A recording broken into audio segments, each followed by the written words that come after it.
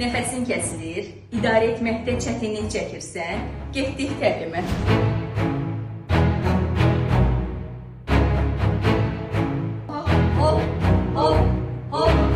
Diyafraqmada nəfəs alırıq, tələsmirik, aram-aram nəfəs alırıq. Amma onların xoşbəxtlik kəlməsi mənim lüğətimdəki ilə eyni mənanı bildirmir. Pablo, içindəki işıqları kim söndürdü? Xoşbəxtliyimi istəyən sevdam. Bilirəm, amma onların xoşbəxtlik kəlməsi mənim lüğətimdəki ilə eyni